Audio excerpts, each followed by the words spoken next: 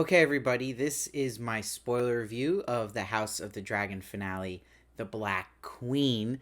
I am doing a more quick review, general thoughts, than a big in depth breakdown because we weren't sent screeners this week for the show. It did, however, leak, but it's still through my schedule for a loop, so I didn't really have the time to do in depth, but we'll go with just a general breakdown here and my quick thoughts. But first off, Emma Darcy just absolutely they give their best performance of the season to date. It's so layered here, and it really matched up well the most this whole season has for older Rhaenyra to the younger Rhaenyra we knew. A lot of callbacks and visual callbacks too. I really, really loved when Rhaenyra is wearing Viserys' crown and people are bending the knee. It just reminded me when she stood in front of the throne with her crown, and it really starts to amp up this whole episode. Not only that, Emmett Darcy, they just killed it in very emotional scenes like the birth that happens here that is very tragic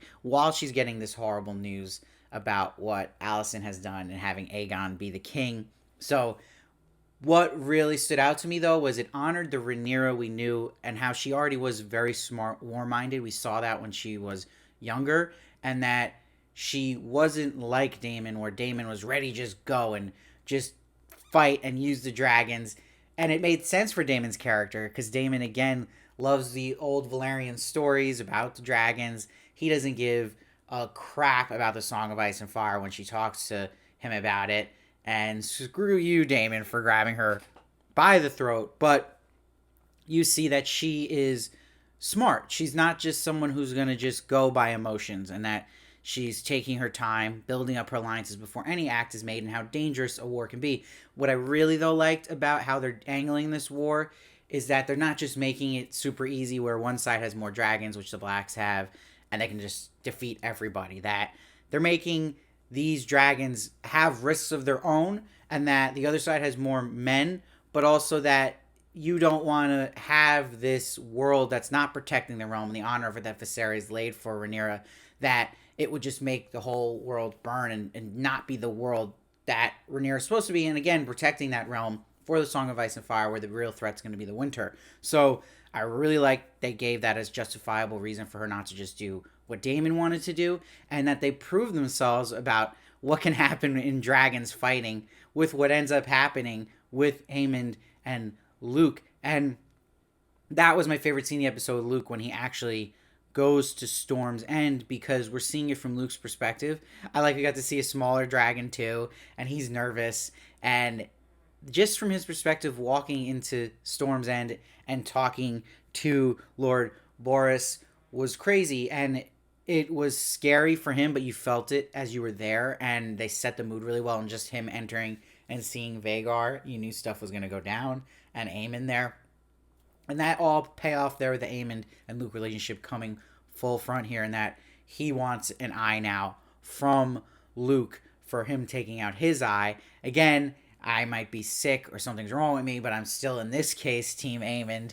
You know, I don't like bully little Luke laughing at him all the time. And I know he was defending his brother taking his eye out, but still, I thought I got a little kick out of Aemond messing with him and wanted to get an eye back. But what is interesting about this dragon chase that happens here with Aemond and Luke, we actually see that Aemond wasn't intent there to kill Luke. He wanted an eye, which we knew. And he was also just kind of getting under his skin, chasing after him with the way bigger dragon. And it was such cool shots of the dragon going over the other smaller dragon. And I thought that it was very clever that Luke's dragon, Eric's, just messed up here, and he lost control of the dragon and burnt Vhagar, and she lost her eye, which is crazy. But that angered Vhagar, and that even Aemond was like, no, no, no, calm down. Like, they both did not want that to happen. And then it led Vhagar to make her own decision as a dragon, because you can't fully control these dragons. I love they showed that they're not just these perfect animals that obey every single order, and that it eats Luke and it eats Eric. So it's like, I was shocked at that moment. It was crazy. I thought it was an awesome sequence having a dragon chase in the rain, and it was the perfect thing that clearly Rhaenyra's favorite child was killed to set her off. And what a pump up cliffhanger to lead to season 2. So that was really, really something I loved.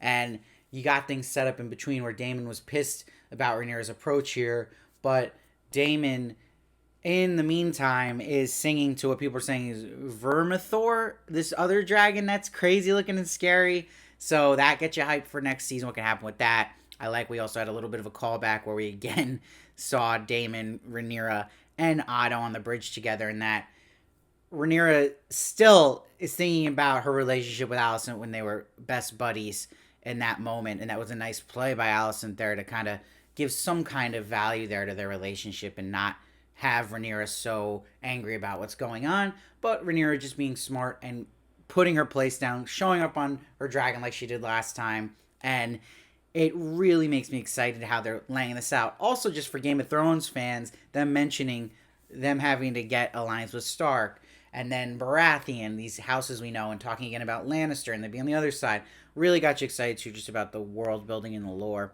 and what could go down in this war, and that they made the war set up more complicated than it would just be one side attacking the other. Because I think some people had a vision of this finale where the Blacks would just go and burn down, King's Landing, but that just wouldn't work. That doesn't work as a show, and I'm happy they're not just making it a bloodbath of dragons fighting each other. That there's still so much strategy to be had.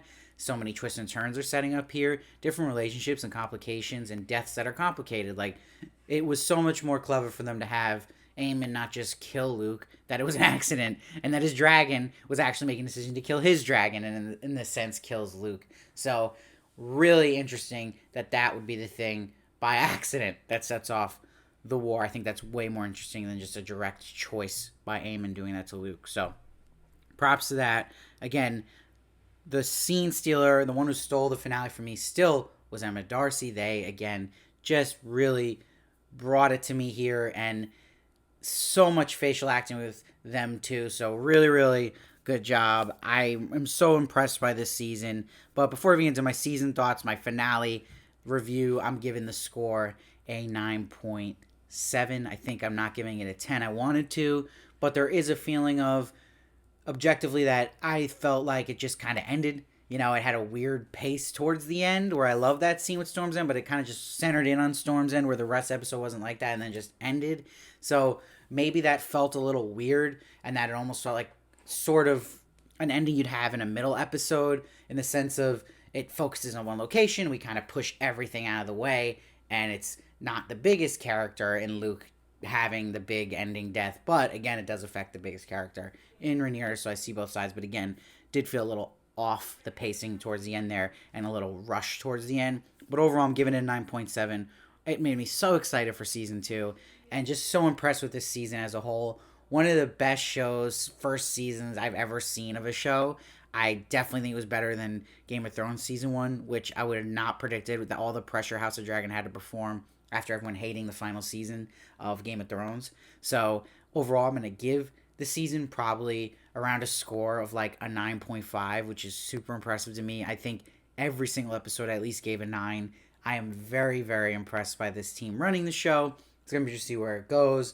And yeah, I feel like the sky's the limit here. I think it can go anywhere and get better and better. So I'm very excited. I'm happy the Game of Thrones universe is back and doing so well. So let me know your thoughts down below, what you thought of the finale and the season as a whole. I love to hear your thoughts. I read every comment, try to respond as many as I can. Please stay with me. Make sure to subscribe so you don't miss my reviews of other shows, movies. I also do celebrity interviews. You can give a tip. That would mean so much. It's the thanks button below. Become a member today. You can donate. That means even more. But I appreciate all you guys. Anything you can do to support the channel really helps, and I'd love to hear for your thoughts as well. Please follow me on Steve Varley Show on Twitter, Instagram, and TikTok for more of me. And I'll see you next time.